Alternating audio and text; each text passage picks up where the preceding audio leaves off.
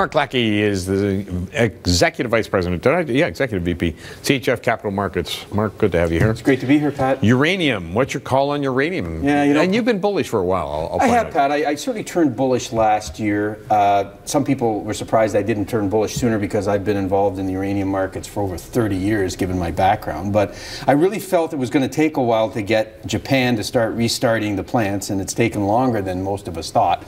Plus, I also thought that we'd start to see some cutbacks from some of the producers, and that really took place in 14. Because actually 150 million pounds produced in 13, 140 million pounds produced in 14, and Rio Tinto's down about 33% from their 2011 production level. So we have seen some people start to cut back their production, and we haven't seen, of course, some of the new mine growth we were seeing in those days when uranium hit $132, as you recall, back in 2007. So I believe, Pat, this is the year where we're going to see some improvement. I had one fund manager said, Mark, you got to fish or cut bait this year because you've been saying for a long time 2015 be the year that things would improve, and I'm staying with that. That we're sitting around 34, they've $35. already started from even when we were talking a few weeks ago. Well, yeah, we saw some improvement, Pat, from last summer when we were talking at $28, and it looked like where was the bottom. And now that we're back in the $35 range, and we're seeing more buying by the utilities, which is positive.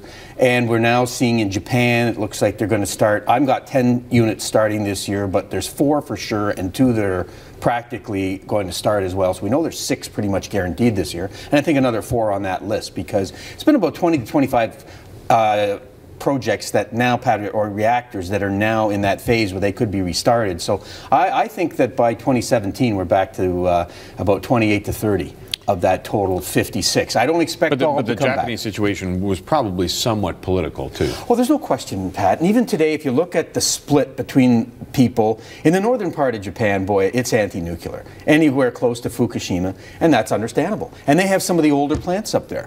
The Prime Minister has done a very smart thing. He said, hey, I'll decommission the 7th oldest plants, but I want support then to build back some of the other, put the other ones back online, and I think that's a really good negotiation. As I recall, safety standards. They had to right, and you've got about 20 that are close. You've got 4 to 6 that have cleared all the standards. So I think it's safe to anticipate those 6 come back. I'm adding another 4.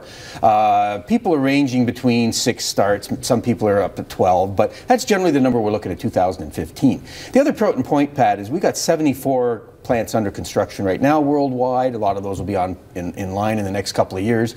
So it's not just what I'm saying this year. I got $45 at the end of this year, but I'm at 60 at the end of 2016. I'm at 70, or the Fukushima price, by 2017 in the end. So it is a doubling in price. So the street is not quite as optimistic as me, but when you start looking at all the supply-demand fundamentals, Pat, I think there's a very good case for why we get back to $70. You can't produce a new mine right now at really under 50.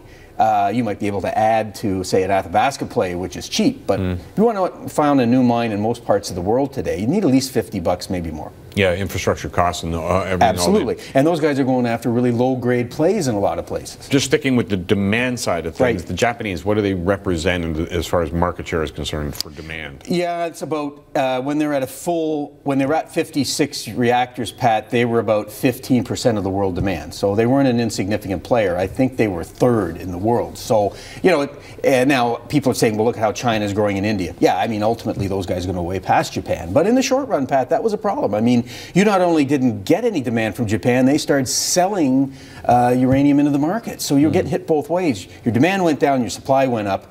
And so I remember when it was at 72, I said to somebody, gee, 2 years from now, I think we could be at 50. And for a bullish guy, generally, they thought that was pretty bad. Well, as it turned out, we got to $28. So we went way beyond what I thought we'd go beyond. Yeah.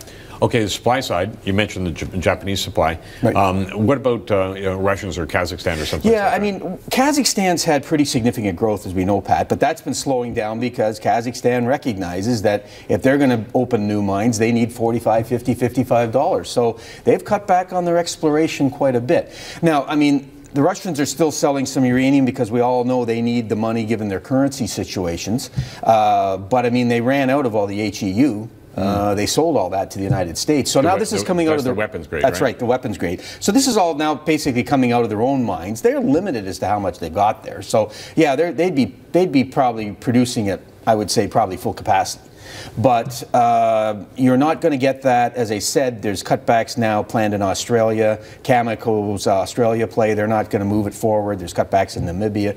So I estimate about 40 to 50 million pounds that I thought was going to be in the market in 3 or 4 years, as of right now, is not going to be there at these prices. So this market's tightening, Pat, and I think it's as far as commodities go, I think this is one that's got a chance to outperform the vast majority of commodities in the next 3 years. Okay, I quite agree with you. And so I'm looking at your 3 stocks. Full disclosure, I own the first one, Forum Uranium. Yep. And I'm quite happy. No, I am too, Pat. I think, first of all, I own Forum, and I think Rick Mazer and his team are a very strong team. They've found about 300 million pounds over the years, and all in the basin. And that's the other point here, Pat. I want to be in the basin. Why? Athabasca Basin. Athabasca Basin. It's got the highest quality uranium in the world, the highest grade. A lot of it's shallow, so your drilling costs are fairly low. So this is the place you want to be, because clearly, if you find it here, your margins are going to be far superior than anywhere else in the world where you tend to be drilling and processing low-grade uranium. So what Rick and his team have done well over the last few years is, when a lot of people were saying, you know, uranium's had it, they went out and acquired a lot of properties. So he's sitting on one of the best packages in the whole area, and as a junior with those kind of packages, he's got a good chance then, given all the drilling he's going to do. And this is important, Pat. I'm not following that many uranium plays. I'm really only following the people that are going to be drilling this year, news flow, try to increase resources. They're doing something, because there's a lot of them, unfortunately, who don't have any money and aren't doing anything. So, you know, Rick's just done some work with Hurricane. We'll see those results coming out on the Patterson Lake. Fur Island is one now he's going to drill. He's got 2.3 million. But the good thing is, these drilling programs don't cost all that much money, because they're shallow. And so he's got plenty of money to do all the work he has to do over the next few years, and so it's not dilutive either. Okay. Hurricane? Yeah. Hurricane. Yeah. Hurricane. Well, we just mentioned Hurricane. They're actually a partner of Forum in the Patterson Lake area. Now, why is Patterson Lake important? Well, if you followed the fission story, you saw how well that stock has done, because they've had the big finds in Patterson Lake. And Hurricane/Forum, they're on strike. What I really like about Hurricane is the management team. Clive Johnson is the chairman. So those of you who've ever followed the gold market, you remember Bema Gold, it was a big win for all of us. Kinross took them out. That was Clive's company. Clive has B2 Gold. That's had a big run in not such a great gold market. So Clive owns a lot of this company, Hurricane. This is his uranium play. He's got a really good management team. They've done a joint venture with Forum. They've done a joint venture with UEX. They're starting to drill that Black Lake property. So again, I like the management team. They raised money in the fall. This is a good, solid play. It's good leverage on higher uranium prices, Pat. And they will survive. That's the key here. There are some other uranium players. I wish them all the best of luck. But some of them, you know, if uranium prices don't start to move this year, a number of those guys are going to be out of business. Yeah. The key is, though, that they're joint venturing, so they distribute the risk on these things. Yeah, that's the key, Pat, is that the same thing with what Rick Mazer's done, the same thing with our next pick, is that, you know, they've done great jobs of acquiring properties, joint venturing them, as you suggest. It cuts the risk. And I like it, because then you got two management teams that are really skilled, and one team might see something the other team doesn't. And vice versa. And so I think that creates an even better team, because now you're spreading it out over a number of outstanding people who've been in the business.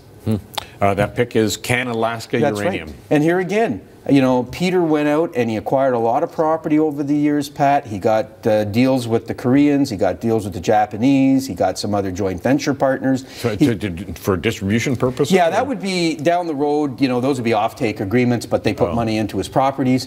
But and then he's got other people who are drilling his properties, other uranium companies. So again, joint venture, spreads the risk. He doesn't dilute his stock then, because he's got people paying on his properties for him. So this is a good strategy, and I think, again, it's another well-leveraged company to higher prices. He's got a very big land position, and as a consequence, he has a number of people, and I think that as we see the uranium price rise, he's going to get more and more interest from other uranium companies who have some money but don't have very good properties, who are going to want to go in, joint venture, pay the shot, and then, you know, he gets all the gravy if they get some good drilling results.